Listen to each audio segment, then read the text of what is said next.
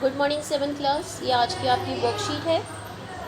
पर्यावरण हम पढ़ रहे थे और पर्यावरण में हम लोग पढ़ चुके थे। पर्यावरण किसे कहते हैं, जैवीय पर्यावरण, अजीवीय पर्यावरण हमने पढ़ लिया है। अब हम आगे पढ़ते हैं। पर्यावरण हमने स्थल मंडल पढ़ लिया था। पर्यावरण में हमने एक पहला पार्ट स्थल मंडल के बारे में जानकारी हासिल करी थी। अब है आपका जल मंडल।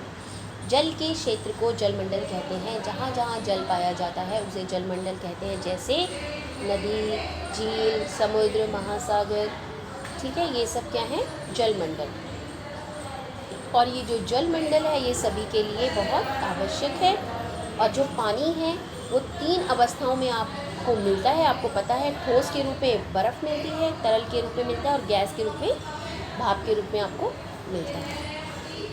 देखिए, आपको एक एक्टिविटी दी है इसने। आपने पानी को कहाँ और किस रूप में देखा है, इसके बारे में लिखो। आपने कहाँ कहाँ देखा है पानी और किस किस रूप में देखा है, बर्फ़ के रूप में कहाँ देखा है, गैस के रूप में कहाँ देखा है, ये आपको लिखना है। क्या आपको लगता है कि पानी सभी जीवों के लिए आवश्यक है? आपको बताना है कि क्या पानी सभी के लिए आवश्यक है, इसका कारण आपको लिखना है। ठीक है, आगे देखते हैं। अब है हमारा वायुमंडल। स्थल मंडल हम पढ़ चुके, जल मंडल हम पढ़ चुके। अब है हमारा वायुमंडल।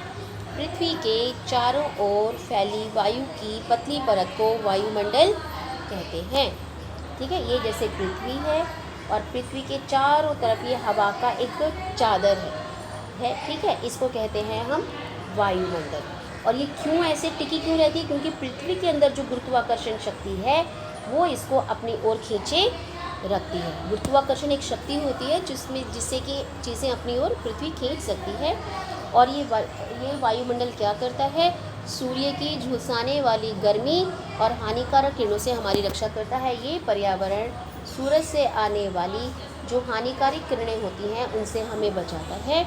इस प्रकार इसमें कई प्रकार की गैस, धूलकण, जलवाष्प उपस्थित होते हैं। और इसमें बहुत सारी चीज़ें हैं। ये जो वायुमंडल है इसमें गैसेस भी हैं, धूल के कण भी हैं, भाप के कण भी हैं। ठीक है, तो ये है हमारा वायुमंडल। वायुमंडल में हम अलग अलग घटनाओं को देखते हैं, जैसे हवाई जहाज का उड़ना, पक्षियों का उड़ना, तारों का टिमटिमाना। वायुमंडल में होने वाली घटनाओं की सूची बनाइए और वायुमंडल के महत्व का वर्णन कीजिए। देखिए, महत्व तो यही है कि वायुमंडल का महत्व ये है कि ये सूर्य की झुलसाने वाली गर्मी से, हानिकारक किरणों से हमारी रक्षा करता है। ठीक है,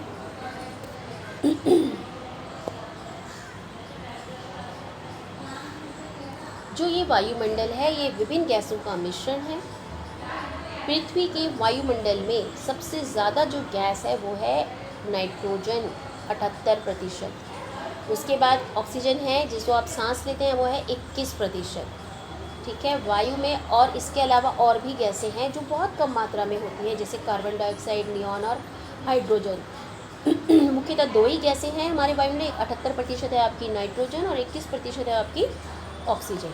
और ये देखिए, एक पिक्चर बहुत अच्छा बना हुआ है। ये आपका जो वायुमंडल, ये पृथ्वी है और पृथ्वी में जो ये वायुमंडल है, वायुमंडल को हमने बांटा है। जैसे शोभ मंडल, पहला है आपका शोभ मंडल, फिर है आपका समताप मंडल। इस समताप मंडल में आपके जहाज उड़ते हैं। क्यों? क्योंकि समताप मंडल में तापमान समान रहता है। और जो शोभ मंडल है इसमें सारी घटनाएं होती हैं, बादल बनना, बारिश होना, ये सब शोभ मंडल में होता है। हवाई जहाज समताप मंडल में उड़ता है। फिर इसके बाद मध्य मंडल, वायुमंडल, ये सब आपको ऐसे ही पिक्चर एक ड्रॉ करना है। ठीक है, और आप अपनी किताब का भी लेसन पढ़ेंगे इसका। और आपकी एक्टिविटी ये है कि आपकी किताब में दिया हुआ है कौन से मंडल में, 2 मंडल मैंने आपको बताया कौन कौन सी घटनाएं होती हैं। आप किताब से देखकर लिस्ट बनाएंगे, शोभ मंडल में क्या होता है, समताप मंडल में क्या होता है, मध्य मंडल में क्या होता है। ठीक है, ये सारी लिस्ट आपको बनानी है। उसके बाद नीचे क्वेश्चंस देखिए। जैव मंडल से आप क्या समझते हैं, आपको लिखना है इसमें, जिसमें जीवीय और अजीवीय सभी लोग पारस्परिक संबंध बनाते हैं, जैव मंडल कहते हैं। वायुमंडल के 5 परतों के नाम ये लिखे हुए हैं, ये आपका क्वेश्चन है। लेकिन इसके अलावा एक्स्ट्रा जो आपको करना है वो ये करना है, जल मंडल के बारे में बिल्कुल ऐसे ही आपको कॉपी में लिखना है सारे पॉइंट्स। इसी प्रकार आपको, इसी तरीके से आपको वायुमंडल के बारे में लिखना है पूरा।